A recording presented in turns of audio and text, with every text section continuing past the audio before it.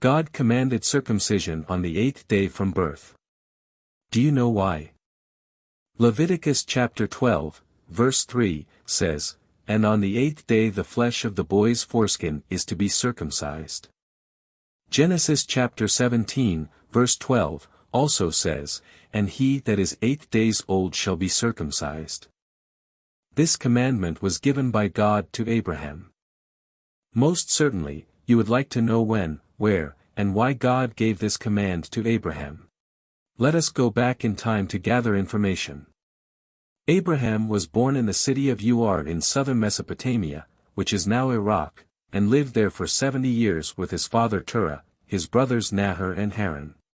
During the time of Abraham, the city of Ur was a significant and bustling port city in Mesopotamia.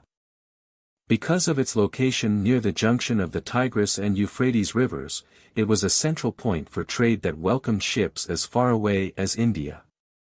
In fact, the city of Ur was the wealthiest city in Mesopotamia. According to Genesis chapter 11, verse 31, Father Terah took his son Abram, his grandson Lot, and Sarai his daughter-in-law, and they went forth together from the city of Ur to go into the land of Canaan, but when they came to Haran, they settled there. They lived in Haran for 5 years and then Terah died. While in Haran, God spoke to Abram. According to Genesis chapter 12, verse 1-2 says, "Go from your country, your people and your father's household to the land I will show you. I will make you into a great nation." Abram was 75 years old when he set out from Haran. He took his wife Sarai, his nephew Lot, all the possessions they had accumulated and the people they had acquired in Haran, and they set out for the land of Canaan, and they arrived there. It must have been difficult to travel from Haran to Canaan because of Abram's many possessions. Genesis chapter 24, verse 35 says, "The Lord has blessed my master abundantly, and he has become wealthy. He has given him sheep and cattle, silver and gold, male and female servants, and camels and donkeys." Abraham must have traveled using camels, donkeys and oxen which he had many in his possession. The travel was long, about 700 miles from Haran, but they endured until they arrived in Canaan.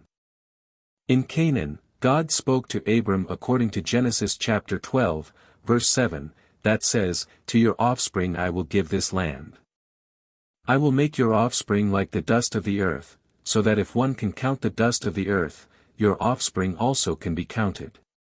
In Genesis chapter 15, verse 15, God also said, "Look toward heaven and count the stars, if you are able to count them, so shall your descendants be." In Genesis chapter 17, verse 5, God said, "No longer shall your name be Abram, but your name shall be Abraham, for I have made you the father of many nations." In Genesis chapter 17, verses 10-11, God said, "This is my covenant, which you shall keep, between me and you and your offspring after you, every male among you shall be circumcised. You shall circumcise the flesh of your foreskins, and it shall be a sign of the covenant between me and you." In Genesis chapter 17, verse 12, God said, "Throughout your generations every male among you shall be circumcised when he is 8 days old." Now that we have already discovered the answers to the questions where, when, and why God made the commandment for the circumcision, we need to know what is the reason to do the circumcision specifically on the 8th day. Do you know the reason? There is no biblical explanation given in the Bible. Also, there is no mention if Abraham had asked God why specifically it should be done on the 8th day. Only God knew the reason then. The act of God commanding that the circumcision be done on the 8th day shows that God knows about things that are totally unknown to man. Also, have you ever wondered why did God prohibit circumcision within 7 days from birth? We have learned now that a newborn child under 8 days old is at risk of severe bleeding and possible death when injured during circumcision. A newborn baby needs vitamin K to produce prothrombin from the liver, which is needed for blood clotting. Without vitamin K, there is no prothrombin and bleeding can result. Vitamin K is produced by bacteria in the intestinal tract and will only become sufficient on the 7th day.